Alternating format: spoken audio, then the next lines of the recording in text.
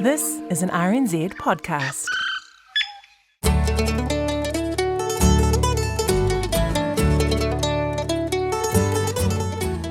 Hello and welcome to Country Life. I'm Duncan Smith. No mai, haere mai. Great to have your company. Ko Sally Roundaho. Today, a dairying couple proud of their soil worm count tells us why the valuable critters love their paddocks. We meet a young Kiwi learning to make saddles through an ancient and prestigious guild in England. And later, I'm taking you with me on a hunt for the invasive wallaby, which is decimating forest near Rotorua. But first, to a roundup of the week's rural news. And the government's developing a plan around compensation if avian flu becomes established in New Zealand. New Zealand has never recorded a case of the H5N1 strain, but the rest of the world has been dealing with outbreaks of the virus in both commercial and wild bird populations since it first emerged in 2020. Biosecurity Minister Andrew Hoggard says it's unlikely it can be kept out of Aotearoa or that it could even be eradicated once it's established in wild bird populations. He says the government and the industry are working on an operational plan for greater certainty for the poultry and egg sectors. Over time, it's going to have to sort of shift because this is going to stick in the wildlife. It's not going to disappear from the wildlife. So it's almost going to be a part of business, is having your biosecurity plans, having these processes in place. It's not going to be something government's going to constantly hold people's hands on. We will be there at the start, but once it becomes a long-term thing, then it's going to become part of your business. Andrew Hoggard says most commercial farmers carry out strict biosecurity measures on their property, but those with pet chickens or birds must be vigilant too. At Fonterra's AGM in New Plymouth this week, there were mixed views among farmers about selling off the co-op's consumer business, which includes well-known brands like Anchor and Mainland. Fonterra Board Director Peter McBride says the sale is part of the company's strategy to focus on higher value dairy products through its ingredients and food services businesses. Over the last couple of decades, consumer businesses around the world, their margins have decreased by around 8% on average. So what we're seeing is big consumer businesses are buying more brands to get market power to then face into that challenge. So, Plan B would look like us investing more capital, more M&A activity, increased investment in A&P and R&D through time. You can't run a consumer business and be in and out of it and be transactional. You've got to be there for the long haul and you've got to double down when the going gets tough. That doesn't really fit in a co-op in terms of the sources of capital in a co-op, which is your money. Fonterra says it'll assess all options before seeking support from farmer shareholders through a vote. And kiwi fruit growers will also be heading to the voting booth as Zespri moves to boost plantings of the Sun Gold variety overseas.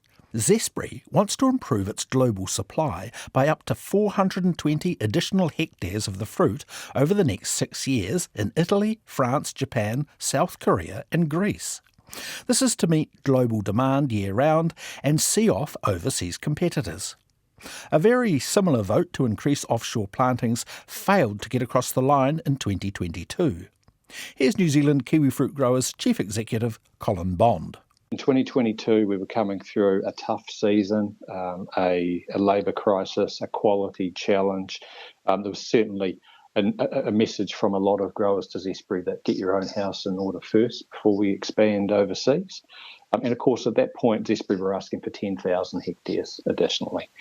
This time, we're coming off a very good season. The start to 2025 looks positive. We feel like we've got growth under control in the industry in New Zealand, and Zespri are asking for only 25% of what they asked for last time. The future for deer velvet exports is looking positive, with new trading agreements in China. China's International Import Expo was held in Shanghai last week, where New Zealand companies made over 20 new partnerships. Deer Industry New Zealand Chief Executive Rhys Griffiths was there and says demand for velvet is increasing. We've signed an MOU, Memorandum of Understanding, with a company called Beijing Tongren Tang. probably one of China's largest traditional medicine companies that has a global footprint and even has 8 stores here in New Zealand. They make a whole lot of different products, from traditional Chinese medicine products right through to kind of contemporary health foods. And what's so awesome is that they've signed an MOU with us to say that they're going to be promoting the New Zealandness or the New Zealand provenance of some of the ingredients and some of the new contemporary products, health food products that they're making.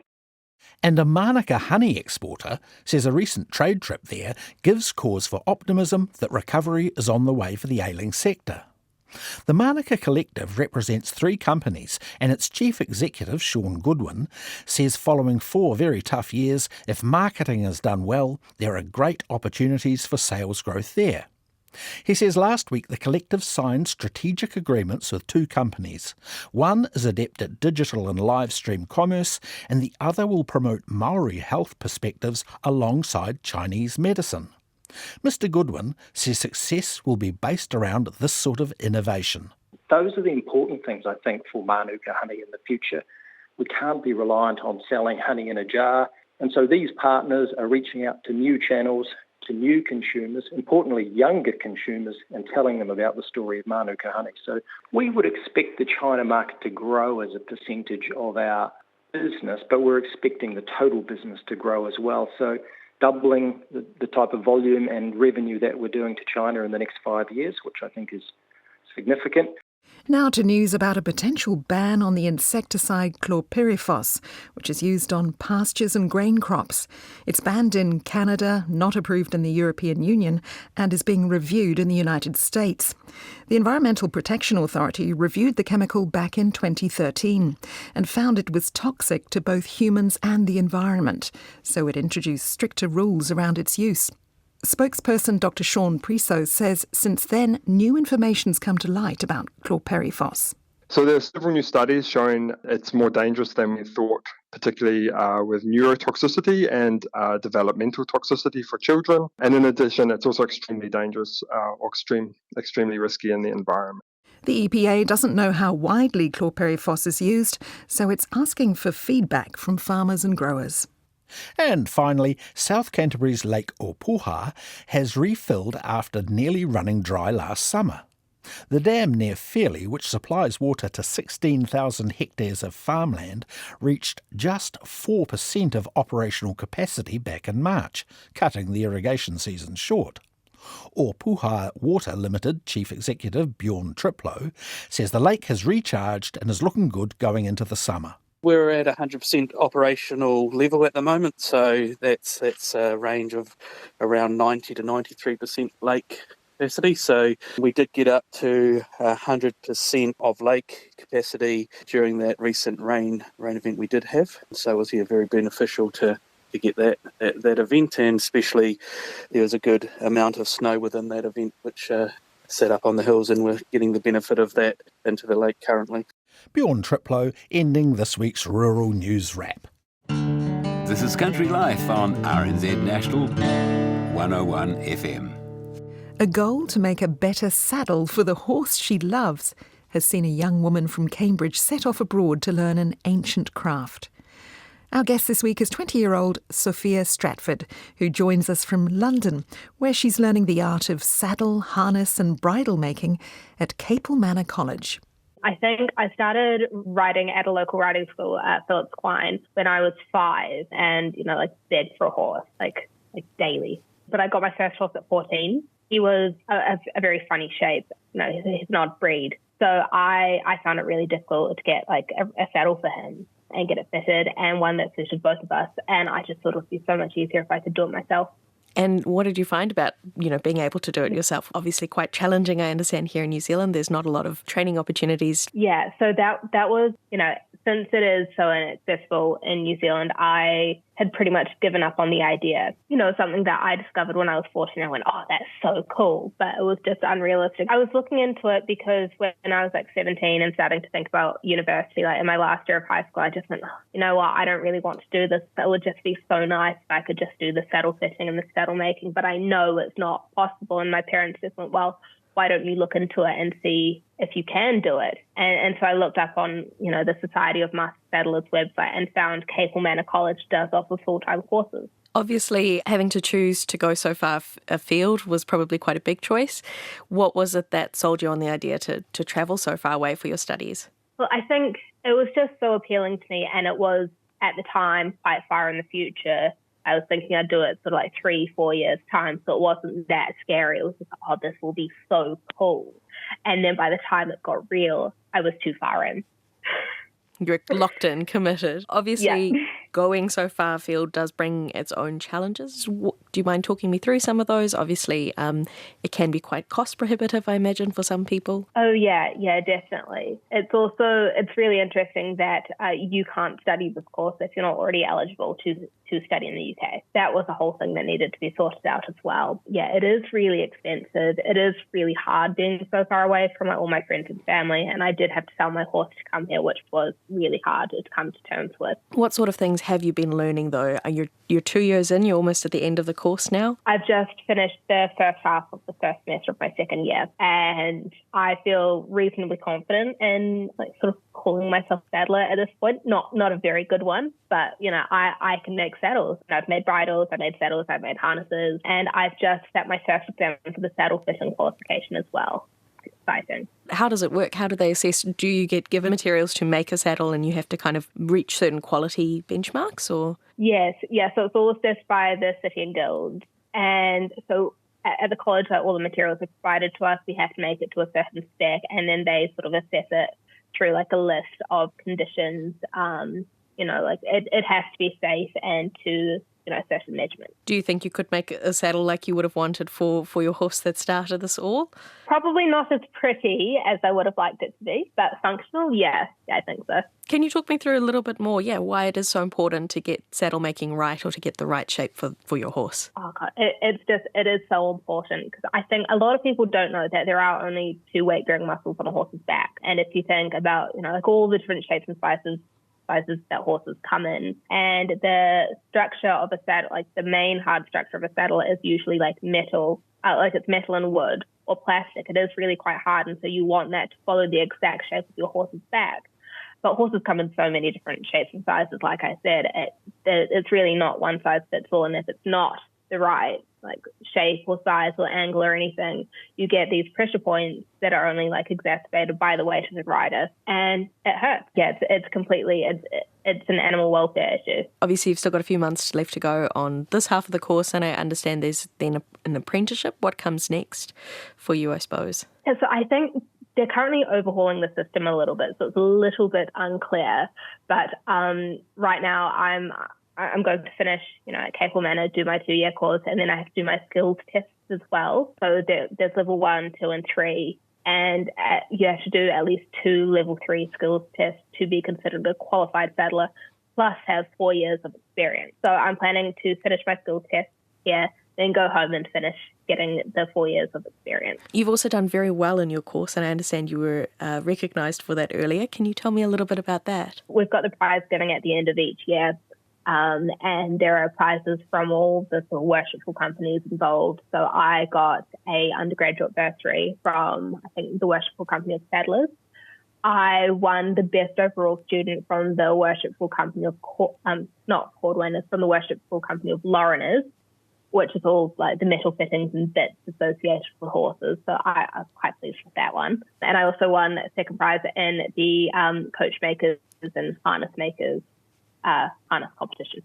I know one saddle maker in Greytown, but I imagine there's not very many around New Zealand. Do you know much about the industry here, or the age demographics of it as well? Well, it's quite difficult to track them all down. There is a directory on the Society of Master Saddlers website, but that's only people who are qualified with them and are staying on the register. So I think last time I checked there was only one, but I'm sure there are other saddle makers out there, particularly Western saddle makers, who wouldn't be on this list anyway. But yeah, as far as Society of Master Saddlers qualified saddlers, I'm only aware of a couple. Is it quite special to you being part of the guild and this, this very ancient, historic type of craft that, survives only in a few places around the world, I suppose? Yeah, it can be pretty surreal at times because, it's so old and, like the Saddler's Hall, for example, it is all very posh. And so it's not necessarily similar at all to the horse world that we might be used to in New Zealand. Any advice that you'd offer to anyone else who might be interested in a similar path, or anything else you'd like to share from your experiences? And I think if you really want to do it, it is really worth doing because we do need so many more people, and it is such a rewarding industry. Yeah, no, it's definitely it's a very rewarding trade. Traditionally, it was very much men's game, but it's really attracting the women these days. Sophia Stratford speaking to Janina Schwanecker from London, where Sophia's training to become a saddle maker. She'll complete her final year next June, and we'll post a video of Sophia practising her craft on the RNZ website, rnz.co.nz/countrylife. Now on Country Life, we're heading to Motupipi Dairy Farm in Golden Bay. Cosmo Kentish-Barnes is out in a paddock with Wayne and Nikki Packard and their beloved herd of Jersey cows. Wayne is a big fan of the girls and has been a member of the Nelson Golden Bay Jersey Breeders Club for 47 years. He describes the layout of the property. 2/3 of the farm's flat, and then we've got some rolling hills to the back, and then the last piece of the farm is a ridge, with grazing on it. We've got a 38 hectare block of ridge with limestone rocky outcrops and flats between it, and on that 38 hectares there's 16 hectares of grass, which we've got split into 8 paddocks and just rotate young stock round up there. On the dairy platform 78 hectares, and we're out in the paddock with the cows, 212 cows. So quite a diverse landscape. It is, yeah. You've got shady trees in all the paddocks and pockets of native bush dotted across the property. That's right, yeah, we have. Yep, we've always tried to keep the trees, particularly the totra, a lot of totra trees. And there we've actually got that's an 8 hectare block of native bush we've got fenced off over there between the reef and the dairy platform is 8 hectares of native bush, which is quite nice to have running along the side of your farm. Yeah, that's locked off. Well, that's satisfying. Yeah. Now I can see quite a few old walnut trees. When were they planted?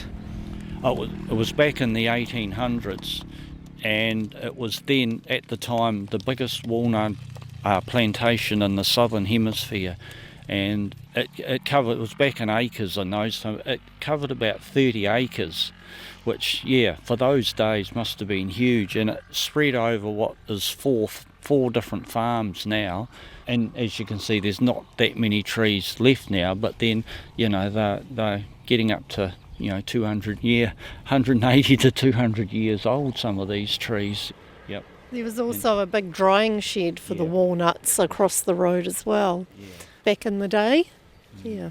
Wayne, you're a 6th generation farmer on this land. Yeah, that's right, which is quite nice to have that. My ancestors came out from England in 1849, bought the block of land off a Lands and Survey map. They didn't even know where they were coming to, got on a boat which took 3 months to get here, and then they lived in a place called Clifton, which is about 4 kilometres away because it was the only inhabitable place at the time, and they had a bridle track through to the farm, to the area that they'd bought, and they used to walk through on horseback each day and chop the farm out of the bush.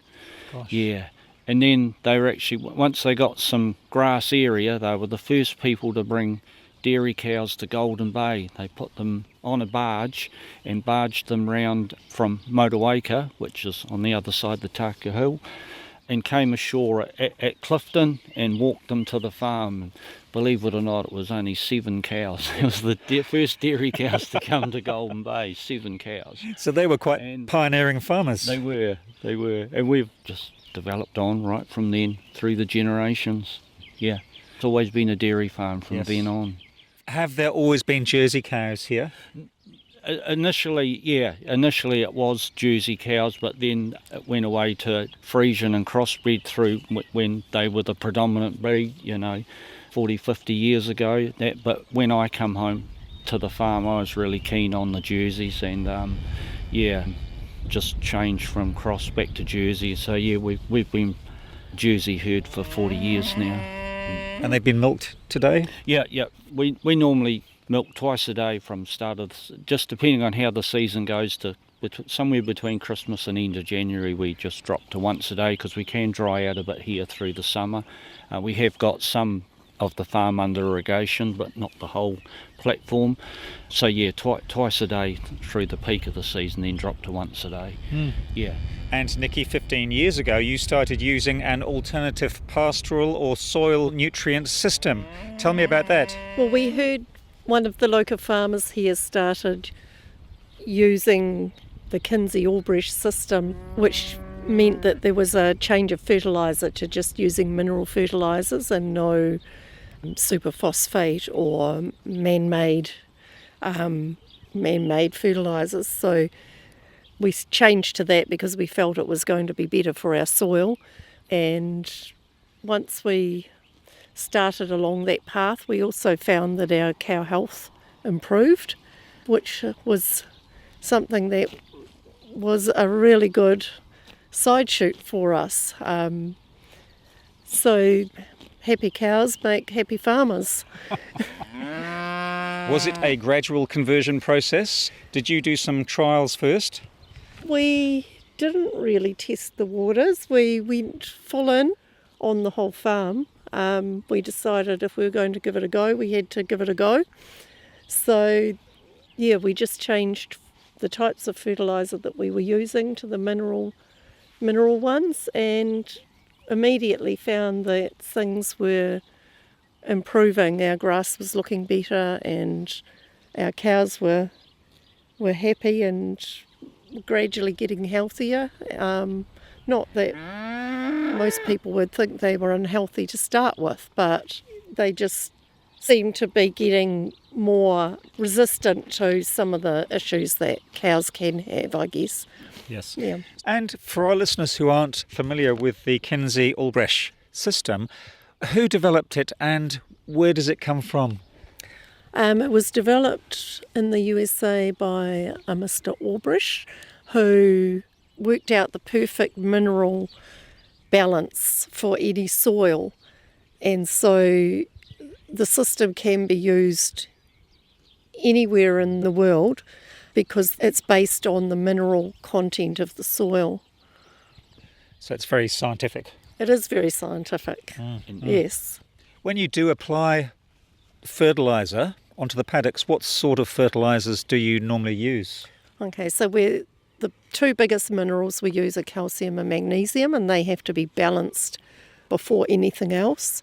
And then after that we look at the more minor minerals, things like boron, selenium, sulphur.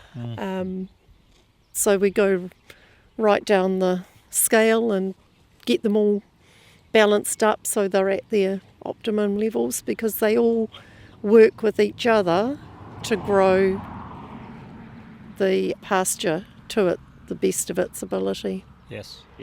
So, Wayne, did you do worm counts in the soil before you adopted this system? Yeah, that's right. That was the first thing that we did. Did a spade square in paddocks, and we were finding 2 to 3 worms in a spade square, and they told us that, under the Kinsey-Albrecht system that would improve. After 5 years, we were finding 15 to 20 worms in a spade square, and we thought, that was really great. But now we've been on it for 15 years now, and this year our spade squares are finding 50 to 60 worms, which is amazing. That's a huge jump. That's a huge jump, yeah. And that's really where the worm count should be. It is. That's what they told us initially, that's where you'd get to, and we're there in 15 years, so I find that quite amazing, really. Yep. Now, I'm just going to have to say that as we're talking, one of your Jersey cows has been licking my arm, and I'd forgotten how raspy their tongues are. Now, Nikki, every year you have to send soil samples to the United States, don't you? We do. Yes, the Kinsey Albrecht system uses a lab in the States, and our soil is sent over there, and they make a recommendation or tell us the levels of the minerals in the soil every year, and then we apply fertiliser according to the levels of the minerals that are found. So we're always only applying what is necessary for the pasture to grow efficiently, and never too much or too little. Have you found that some years you don't need to apply any fertiliser? We have. We've had a year where our biggest block of land didn't require anything because it was balanced. So we just went along with that and saw what happened, and we didn't notice any difference in grass growth even though we hadn't applied anything onto it. So we're really happy with that and look forward to that happening more in the future as well. Yes, yes. And so what pastures are the cows eating now? Because it's very lush and green and there are lots of yellow flowers. It is lush and green. Our yellow flowers are probably our pain of our life, really. We have a buttercup problem here. But we do run a regenerative pasture system. So we run a system that has herbs, plantain, chicory, as well as a large selection of grasses in it. So our pastures have about 12 to 15 species in them, sometimes up to 20. And so that gives the cows a very varied diet. And it also means that the species of grass and herbs are all being able to provide a better microbiology in the soil. Yeah. When you did switch to a more biological system, what did other farmers in the district think? Because you would have been some of the first farmers to try this out. Yeah, we were, and it is interesting, and even today, I mean, it's not common practice, to be honest. You get both sides of the fence. You know, you get some people that say, "Oh, good on you," and really take notice of what you're doing, and we've had people that have said to us, "Gosh, it really works. You know, it's amazing the changes we've seen on your farm." But you get the other people too that say, "Oh, you know, your pastures are too long and rank, and you know, it doesn't look good." And it's certainly financially, like, it has certainly worked for us. And at the end of the day, that's what it's all about, isn't it? And the other thing to remember with us, like, we're fully on grass. Our cows don't see any palm kernel, any meal or any. All they get is grass, and any surplus goes into baleage or hay. So it's grass, baleage or hay is their sole diet year in, year out. And I think that's how dairy farming should be. Yeah. Has the milk quality changed since you've changed your farming system?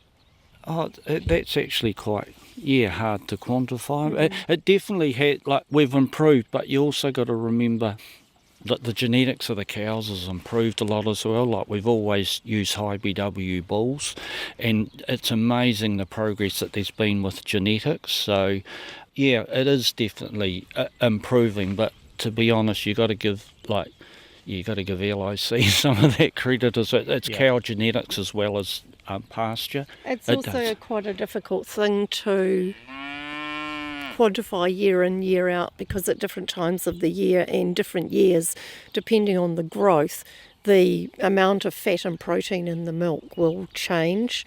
So although this season our fat has generally been higher than last season, it's also been a better growing season up until now too. So it's quite difficult to be able to tell whether it's the regenerative system that's responsible or whether it's a seasonal variation. Yes. Now, Nikki, as well as having this dairy farm, you also grow wheat for the local bakery. We do. We play at growing wheat. We have the local Backer Bakery in Golden Bay, and they have been very keen to be able to grow the wheat in the bay and make their sourdough bread with it. So we grow their wheat in a spray-free organic-ish system. We use a regenerative practices and don't spray it with anything. We just plough the soil and manage to grow about a 5-tonne crop off a hectare for them, using quite an old variety of wheat, which makes the best tasting bread in New Zealand. Yum! That was Nikki Packard. Cosmo was also talking to her husband Wayne at their Motupipi dairy farm in Golden Bay. Hi, I'm Sam Neill, here at Two Paddocks, listening to Country Life on RNZ, my favourite show. On a chilly night a few weeks back, I found myself in a sturdy vehicle rumbling up a track just out of Rotorua on the hunt for wallabies. It's dark outside and we're packed in tight with all the gear needed for a cold few hours ahead on the hunt for wallabies. These guys are the night crew tasked with culling the pest in the ranges east of Lake Rotorua. I'm out with the team from Te Arawa Kahui, the pest control team, and got Wayne in the front seat and Kahu next to him, and Willie as well. Wallabies are running rampant here, devastating forests and munching away valuable pasture. So you've got to know them pretty well, Wayne. Yeah, a little bit. Wayne Morgan Ranui is driving. He's the head shooter. Kahu Bryars is next to him with thermal imaging gear to try and spot any pests as we crawl our way slowly up the steep forest track. In the back seat, William Rehana. So we're just crawling along this track, and it's getting narrower and narrower. Yeah. And we're getting up into the gorse a little bit here as well. Yeah, she's quite open in there, but on the edges and there where the light comes through, it gets quite scrubby. And this is where they should be feeding, on this edge? Yeah, they come out to here, but as we're in spring at the moment, coming into spring, there's plenty of grass and plenty of food everywhere, so they're not. Shooting is just one way to control the pests. Te Arawa Kahui aims to build skills and knowledge in its small 9-person team on how to deal with them through a combination of methods. We'll take everything that we can, possums, rabbits, they're all part of our mahi. But the main thing is wallabies? Yeah, that's our main target species is wallaby. How many do you reckon you're going to get tonight? If we get a good night, we should get 15 plus. What's the most you've ever gotten a night? 42, I think our best night was. Full moon tonight, though. How's that going to affect things? Yeah, well, we have been noticing they're a bit skittish, and they're full moon. They're real shy animals. They don't like competition. And why do you come out at night? Because that's when they're actively feeding. They come out into all the grass, and during the day they kind of hunker up. They do feed during the day, but they're just so hard to get on because they'll spot you before you see them. Just like any other animal, really, like a deer or pig, they all have their habits and what they like and what they don't like. The wallabies live in scrubland and at the forest edge. This pine block goes right up against a native, and right in the far corner there's a big clearing. And the clearing is just empty space, no trees planted, with just grass. And that seems where they come out. They like short grass too, just like a sheep or... Can they eat a lot? Yep. I can't remember exactly, but it's either 3 or 5 equals the same, can eat the same amount as a sheep a night. You can see that there. Spotted something on the camera. One in the tree and one around the side.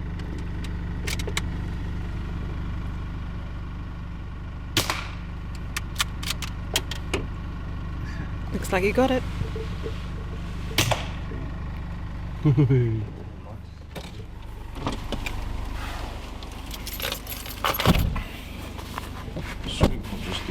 Stuff ready for this road. We arrive at a clearing, a possum already in the bag, and it's walking from here.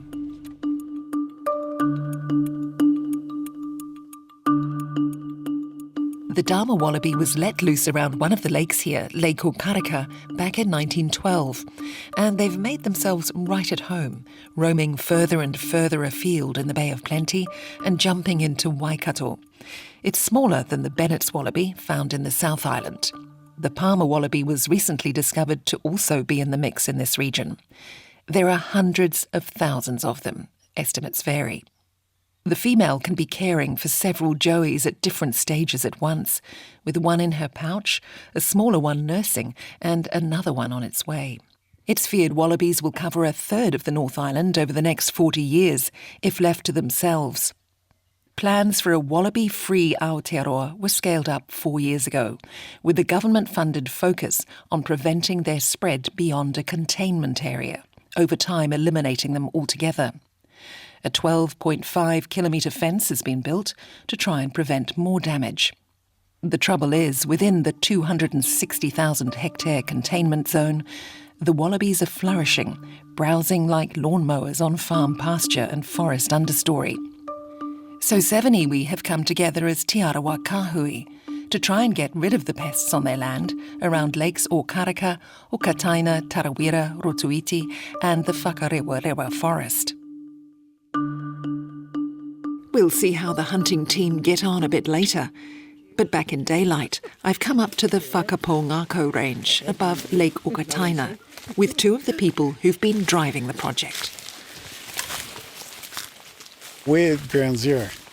We were told 2 years ago they estimated 1 million wallabies at the centre of the zone, which is in Tarawera, Rotuiti, Okareka, Okataina and Whakarewa, and this block here, the Whakapōngako Ranges. Cyrus Hingston, Ngāti Te Rāwhai Iwi Trust Chair.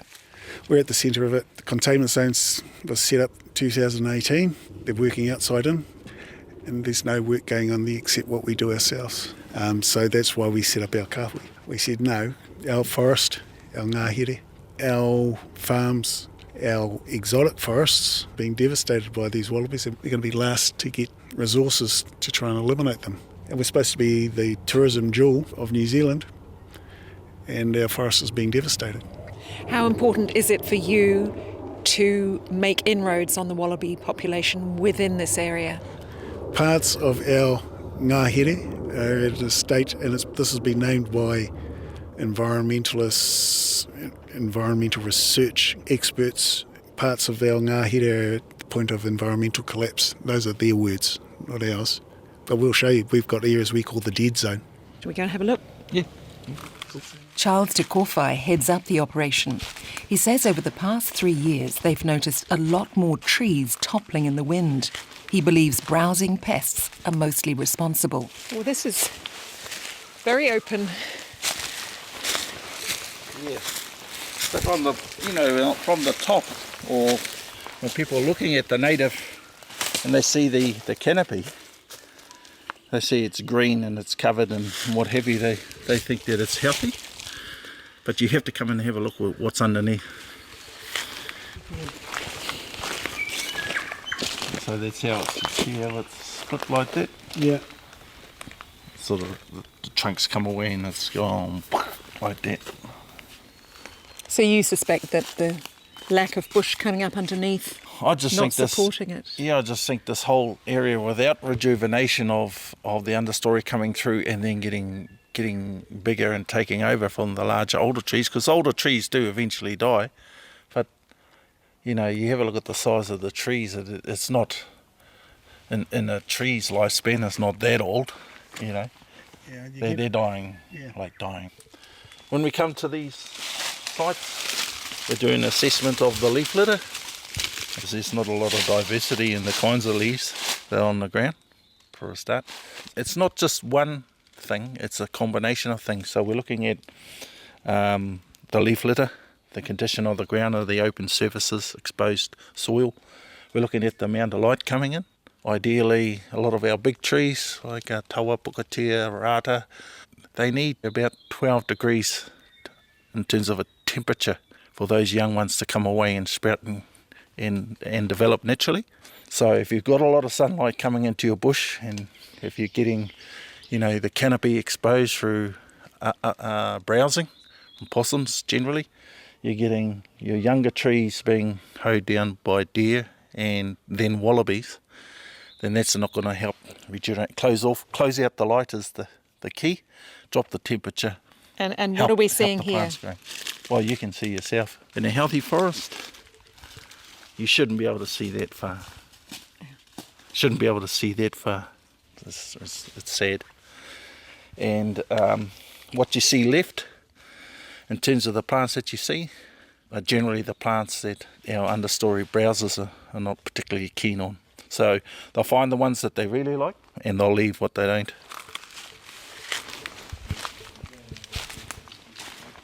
This is where the environmental collapse starts, because you get trees, the older trees, they'll eventually come down themselves, but for the ones that are being predated on by possums, deer and wallabies in particular, those three together can ring bark trees, because they all scratch in different ways on the trees. So I don't think it gets much worse than this. We can carry on along a bit and just show where it continues to open up.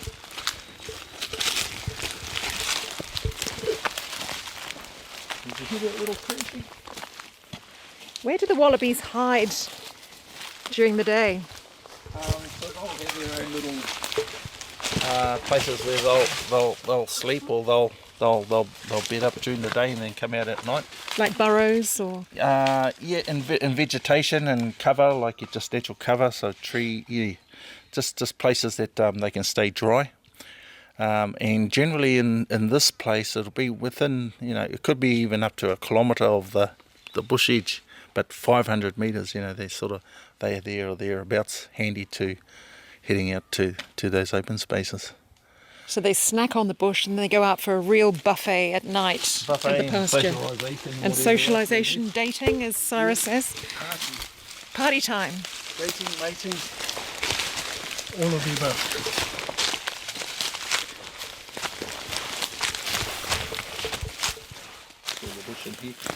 These are the signs of bush in its death throw.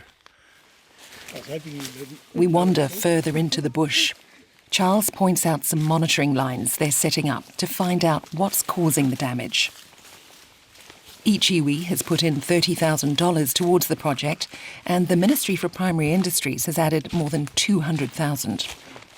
Cyrus says they need millions more to reach their goal for the ngahere. I want it thriving. I remember when I wouldn't go to the bush because it was so thick. Now we've been just walking through as if it's a Sunday stroll. Can you hear any birds? The odd few. Yeah. You used to hear a cacophony of it. Now I've been out with people and hardly hear them. They've gone because there's nothing to eat, or they've been eaten themselves by pests and predators. For me, success will be I can come up here and I can't see 5 metres, 10 metres past what we can see now. We're seeing 30, 40, 50 metres through the bush. This is supposed to be the ngahere. We're back on the nighttime hunt for wallabies. The full moon is throwing shadows, making everyone and everything a little twitchy. The men have thermal scopes out, searching for the warmth of unwelcome bodies. Wallabies the prime target. The hunters glide along the path without a rustle, despite their heavy coats and boots and hunting kit, silently pointing out obstacles to me they've seen with their night-accustomed eyes. Just have to try and hang in the shadows. Right, okay, I see, yeah. Then when we walk, just walk softly. Yeah. Wayne with the gun is in the lead, giving us as a signal to Kahu and Willie, who are following behind. They can see your shadow. See you like down there. So you see my movement like that? Yeah.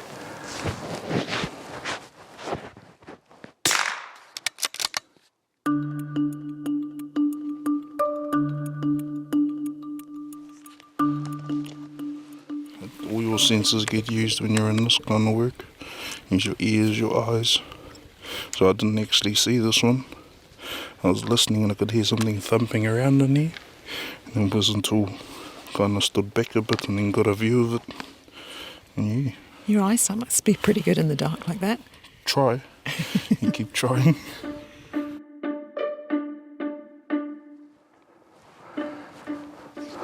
Nothing. Hey. Nothing.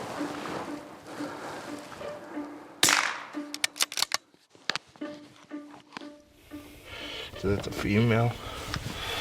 They reckon every female you're killing 3. They've got joeys in it because they breed. They don't need a partner to breed every time.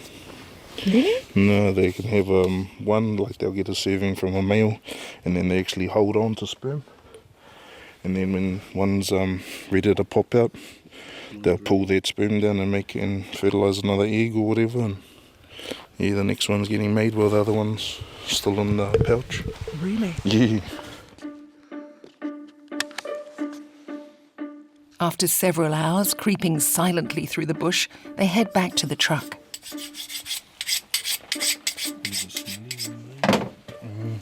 The crews work on an incentive system, taking a percentage of what they get for the meat, which is destined for pet food. Possum's good for its coat too, but wallaby fur's too short to have any value. And this is go into the freezer till we send them over to Whakatane to sell. How much do you make from the kill? Almost awesome thing, $3 a kilo for a wallaby. Same for possum. So you get 115 a kilo for fur and $3 a kilo for the possum bodies. And nothing for the wallaby fur? Nah, there's no market in these skins at the moment.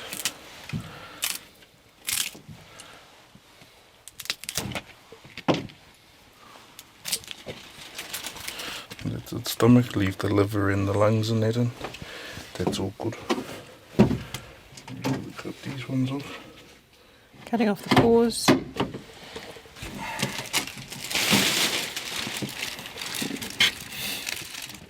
This is a messy job after a big night.